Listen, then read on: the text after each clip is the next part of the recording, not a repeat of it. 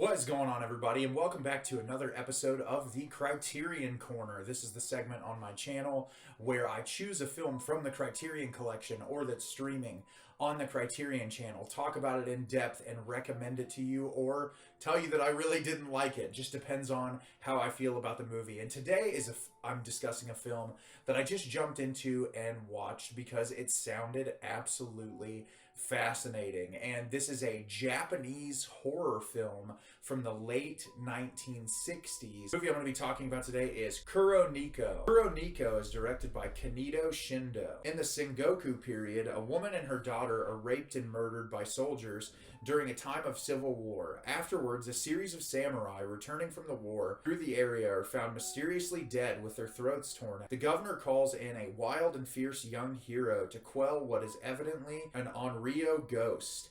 He encounters the two beautiful women in an eerie, beautiful scene. After spiritual purification, he meets the demon in a thrilling fight. So, I had no idea what to expect with this movie other than I've seen some Japanese horror films from this era before. There's always cats involved, which I think is really interesting, and I watched a little snippet after the movie was over about cats in a lot of Japanese horror films, House being one of my absolute favorites, and I loved this movie. It is so much different than some of the other Japanese horror films that I've seen from this early era. It's very mysterious, it's very surreal. The cinematography is absolutely haunting. I don't really have another way to describe it. It feels very stage performance-y. It feels like you went to go watch like a play or a ballet in moments. The lighting is incredibly unnatural, which just adds to the overall eeriness of the film. And I just have a lot of things to say about this movie. So as the plot description says, we're introduced to a period in Japan where war is breaking out.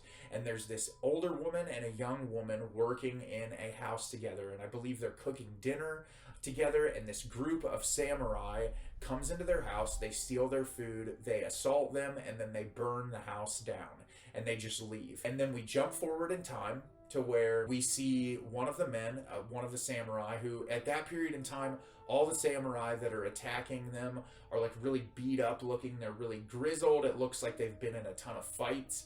And so now when we're introduced to the samurai, they're all cleaned up, they're in these really nice robes, they're all dressed up, and it's the middle of the night, and the young woman is there. And we saw her die, but she's there in this almost like ghostly outfit where her face is painted up white. She has this really interesting makeup, and she says, "Excuse me, sir, I'm here so late. Can you please help me find my way back home?" And he reluctantly agrees. She takes him into the woods, gets into this weird, almost like smoky entryway to this house, takes him inside. The mother is there, who has also died. They serve him sake. The house is very empty. It has this really cool visual effect where it's like overlaid frames that it looks like the trees are moving around the house. Really cool visual effect. And through a series of circumstances, the young woman seduces the man and then murders him. And we get this process over and over again until we are introduced to this young man who went off to war. He fought and was one of the few people that survived. When he comes back, you find out that the two women from the beginning of the film, the young woman was his wife and the other woman was his mother. And he starts to investigate what has happened, how were they killed, are they actually dead? And the movie is a lot through his perspective, and you get that kind of shift in the first like 25 minutes. And it's just a really fascinating movie that kind of juggles multiple tones, and it's really thought-provoking as well, especially because I watched this interview with this person on the Criterion channel after I watched the film, and they were talking about how this director in particular looks at samurai through a very negative lens, because a lot of Japanese directors looked at samurai in a very positive way. They were these people who were like put on pedestals, they were war heroes. And this director, his family were farmers, and a lot of times samurai would treat farmers really horribly and steal from them and do horrible things to them. And so I guess this is a reoccurring theme throughout the entire body of his work, is that he portrays samurai in an incredibly negative light, which I thought was really interesting. And I also love movies that when something horrible happens to a character, that they get their opportunity for revenge. And I felt like the revenge in this film is just so like in your face and intense. When the first attack sequence happened, my jaw was on the floor because of how it's shot and framed and the sound design in it, and it's just so immersive, and it feels like a mixture of like a haunted house story with like a demon cat creature story. There's all of these different elements interlaid through the film that just make it almost hypnotic to watch. And like I said, a lot of that is due to the cinematography.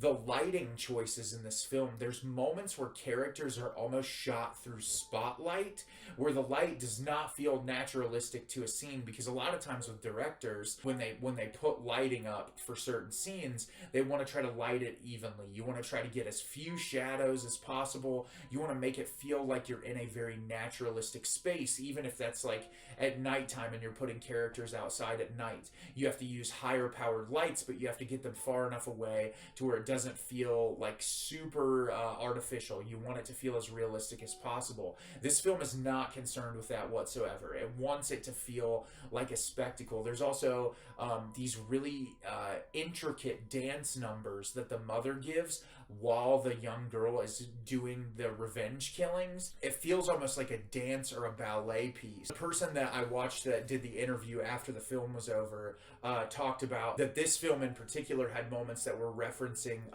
Japanese kabuki theater, which is all about like costume design. There's very specific ways that actors are told to perform in those type of theater performances. And so I thought that was really interesting, getting a little bit more of a historical background as to why the director filmed things the way that he did. And this movie just had me enamored from start to finish. It has some really wild twists and turns throughout. The third act went a direction that I would never have expected, and I'm really excited to visit more work from this director, because I know he also directed an incredibly popular Japanese film called Onibaba that I've seen referenced multiple times, and I'm gonna check that out in the near future because I absolutely loved this movie. I think it is a really unique piece in horror history as well. Horror through a very different lens that I can really appreciate. And I hope more people will check this one out because it was phenomenal. So have you seen Kuroneko? Did you love it? Did you hate it? Leave me a comment down below and let me know what you thought. I thought this movie was fantastic. Had no idea what to expect when I watched it, and I really enjoyed myself a lot. As always, if you can like the video and subscribe to the channel, it helps me out a lot and lets me know the type of content you're looking for. I'm always putting out new material and look forward to getting more out for you in the near future. And as always, everyone, thank you so much for watching and have a great rest of your day.